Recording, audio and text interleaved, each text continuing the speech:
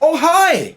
So glad you could make it. My name's JB, also known as SuperZomGBBQ, and this is WWE SuperCard, a crazy over-the-top multiplayer card game based on the crazy over-the-top WWE action you know and love. Before I show you around the place though, huge thanks to 2K and WWE SuperCard for making this video possible. I've been around these parts since the beginning. What do I love about WWE SuperCard? Let's start off with the endless action, the quick-paced gameplay, but especially the game modes and events that are based off of the real action you see on WWE TV, including the Royal Rumble, the Elimination Chamber, and brand new to the game, War Games. The newest season is the perfect place to jump in, with brand new on-demand gameplay giving you the freedom to play whenever you want, and thousands of cards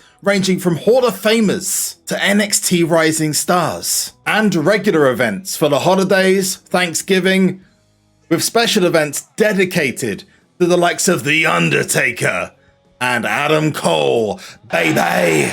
And that's where you guys come in, because WWE SuperCard asked me to show you the ropes and the best ways to start your journey. These are the top 5 pro tips for new players. Top tip number 5, use all the free help you can get. When you begin your journey to the promised land, you're shown the best of the best cards, and this is where you want to be. And then you're brought down to earth with a crash, knowing you've got to start in NXT and rise up through the ranks. You're given free cards in every single game mode, so make sure you take advantage of that. Jump into every mode possible, such as Wild, any of the 5 PvP modes, King of the Ring, Money in the Bank, and the most recent event, such as War Games, Ring Domination, or Road to Glory. Each mode will give you a pack, and there's a fair chance that from these packs you'll get something good, or even better, a duplicate. But why is a duplicate of something I've already got good? In most games, that's kind of like a, really? In SuperCard, it's a good thing. Combining those 2 cards together gives you a far deadlier version of that duplicate card you had. They are ultra powerful, and later on in the game, you'll be able to use something called Fortifying 2, which adds more duplicates on top of that. Now the next thing is you're really gonna wanna move on from the S5 cards. How can you tell what season the cards are from? Well, in the top left-hand corner, you'll see an S and a number. S5 is the lowest set of cards you can get. You want to move on to those S6 cards as soon as possible. To do this, make sure you get every free pack you can. Simply go along to the store, pick the free pack, and then watch an ad for a second one every 4 hours. Check this out. My first one on a brand new account was a Season 6 Seth Rollins. Collect as many as you can, and of course the second one is Big E. But his card is the best Season 5 tier available. Finally, make sure to log in every single day to get your login bonuses. Sometimes there's 5 or 6 different rewards just for logging in each day in a month. These are free of charge and will allow you to rank up every single tier quicker than you would have done before. Some of these are really useful, especially the free credits. Top tip number 4, training. So remember when I said earlier on about this being based on the real life WWE? I wasn't joking. Your cards will do everything the wrestlers do. They'll jump through tables, they'll climb ladders, grab briefcases, and yeah, they'll use chairs as well. And titles.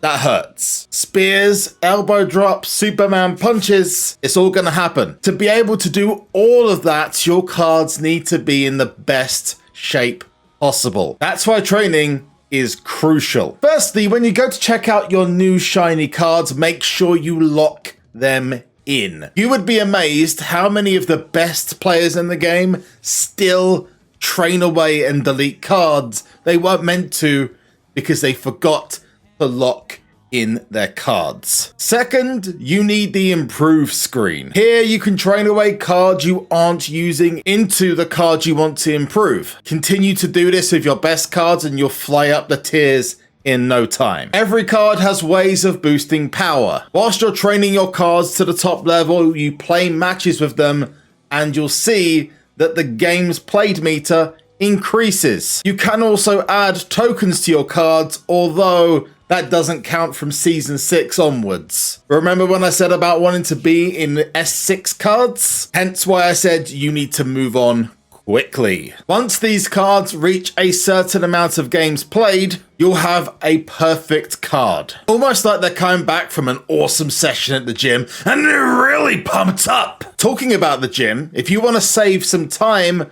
on playing those matches or leveling up those cards, you can use the Performance Center. These will automatically level these up, although it is worth noting that to level the cards, it will cost you credits. Personally, I'd just do it yourself. One last thing. If you look at a card and decide, you know what, I don't really like this picture of Stone Cold Steve Austin or Bianca Belair or whoever, you can customize the picture on that card. Yes, to any other picture of that superstar you have, including changes of gimmick. The best example of that is Mick Foley. You guys remember Mick Foley? Mankind, Dude Love, Cactus Jack? Yep, every single one. You can use any cards on any of his personas. That's pretty cool. So as long as you have one card of a certain superstar, that option works. In WWE SuperCard, you're going to be taking on the stars of yesteryear, now, and the future, and talking about the stars of now, the undisputed Season 7 ambassador, Adam Cole. And what's this in the Performance Center? Well, my Adam Cole event card. So let's finish off the training by getting into a game of war. You got the perfect opportunity to create your own tag teams. I think Otis and Adam Cole are going to do some wonders. Their arrows even align, which is a perfect tag team. Not a fan of current day Adam Cole, you can just change his image back to early NXT. Or we can go a little bit extreme with the extreme card image. That's fire. Day of the Dead style. I dig it. Here he is going for the last shot. Boom, love it. Oh wait, we've got a super move. Yo, that power is undisputed. Coming at you fast. Top tip number 3. Teams. Here comes the fun part. I love being in teams in WWE SuperCard. It is one of the best features of the game. Being a loyal member of a team, completing team events, team battlegrounds, hell, just being in a team makes everyone feel so much better. Events run every single week, and team battlegrounds are available every 2 days, pretty much. And you can start one whenever, and you can get some awesome rewards from Team Battleground too. But first you need to find a team. Although, don't expect to be walking into the DXs, the 4 horsewomen's, the evolutions of this game. Definitely don't expect the NWOs, because you've got to level yourself up first, or have some very, very good friends.